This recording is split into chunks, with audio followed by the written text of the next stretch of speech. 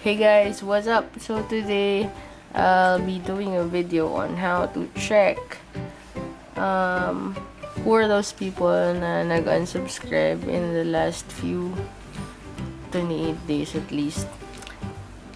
This only works for those who have their subscription settings public.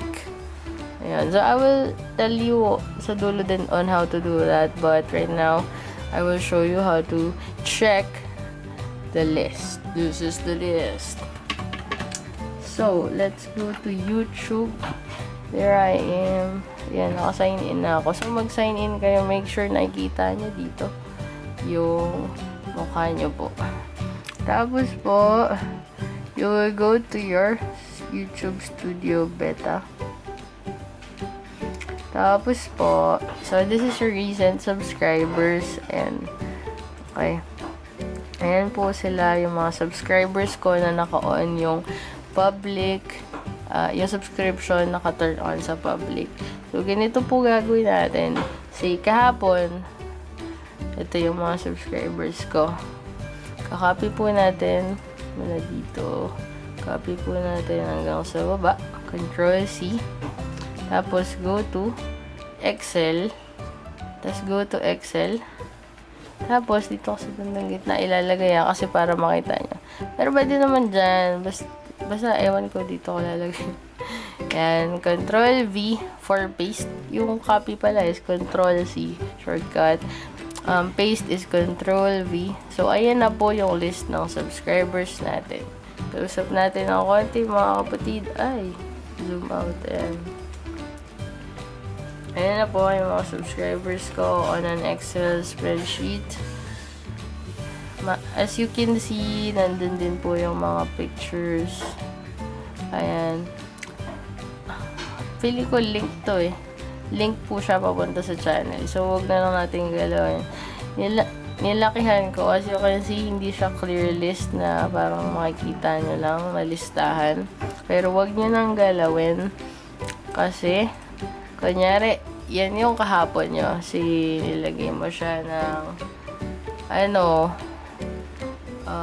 August 24 subscribers ko yan.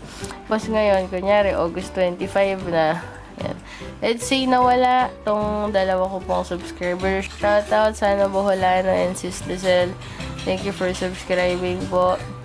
So, kunyari, sample lang, nawala sila. So, hindi ko na sila makakopy, diba? Kasi wala na sila. Control C. Tapos, paste ko ulit. Control V. Yan. Tapos, ang gagawin po natin, i-highlight natin lahat ng subscribers. Once naka-highlight na po sila, punta tayo ngayon sa conditional formatting. Anong gagawin ng conditional formatting? I-highlight niya kung sino pa yung nandito sa August 24 mo at saka sa August 25 mo. Meaning, you're still subscribed on your channel from yesterday till today. So, let's see. Highlight cell rules, duplicate values. Ito po tayo. Click nyo lang po yan, tas lalabas to sa baba. Gusto ko po kulay green, kaya green po yung pinili ko. Ayan. So, na-highlight na sila. Green, mga kapatid. Okay pala. Hindi ko na-click yung okay. So, na-highlight na po sila ng green. So, meaning po, kahapon, itong mga green na to, kahapon, at saka ngayon, subscriber ko pa din sila. Ito po ngayon, ayan, hindi na sila green. Yung name po yung titignan nyo, hindi yung subscribe at saka yung unsubscribe. Yung name po. Yan. So, hindi na sila green. Ibig sabihin, from 24th, wala na sila dito sa 25th mo na list. So, nag-unsubscribe sila for some reason. By the way, PS, ano po ito? Practice lang. Hindi ko lang sila kinapi, kaya hindi sila lumabas dito. Pero, subscriber ko pa rin sila. Okay. Tapos, ayun na nga. So, malalaman mo kung sino yung nag-unsubscribe sa'yo from yesterday to today. Pwede mo namang i-keep track yan. Kunyari, isang ganito, 24, 25, 26. Para meron ka lang comparison kung nasaan ka na. Kung ilan na yung subscriber mo. Like, pero paano mo siya tatanggalin? Ito. Ayan. Ganun ulit. Conditional formatting. Clear rules naman. Clear from selected cell. Ayan sila mga kaibigan. So, bakit mo siya kailangan gawin? Or bakit? Hindi naman siya, hindi naman siya kailangan talagang gawin.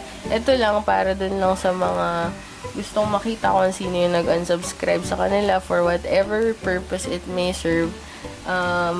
Pero the best reason might be is to know kung sino yung nag-unsubscribe para ma-visit nyo yung channel nila, makita nyo baka naman hindi talaga kayo parehas ng gusto ng mga video, yung mga ganun. It's also a way on how to improve your contents, update your contents kung ano ba yung gusto ng mga subscriber mo.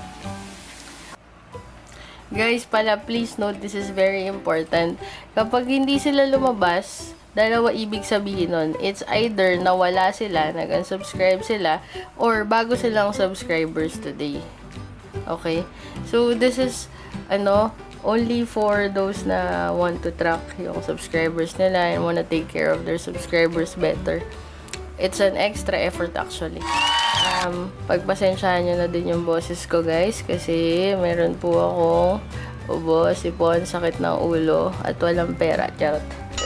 Okay? So, ayun na po. Pero, again, gagana lang po ito sa mga naka-public yung subscription. Paano po gawin yun? Kunyari tayo naman, gusto natin makita tayo ng mga pinag-subscribean natin. Ano naman gawin yun? So, zoom ulit natin mga friends. Guys, by the way, plug ko na rin yung channel ko. My channel is about travel, song covers, and kung ano-ano pa. Pero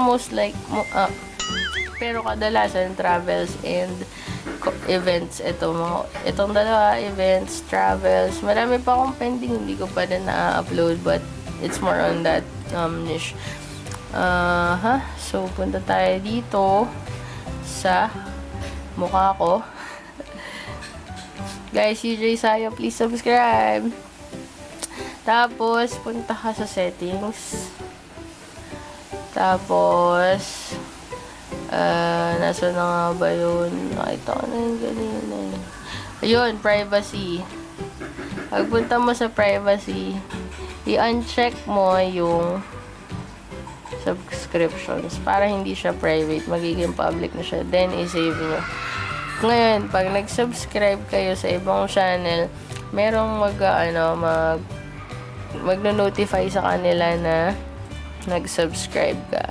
Like ito, new subscriber Rihanna J. Sa kanya, naka-public yung subscriber niya. Shout out Rihanna J. Thank you. So, ayan po. Ayun na mga kapatid, na-share ko na. I hope you enjoyed the video. Please click like and subscribe. Turn on the notification bell for more videos. Okay, thank you for watching.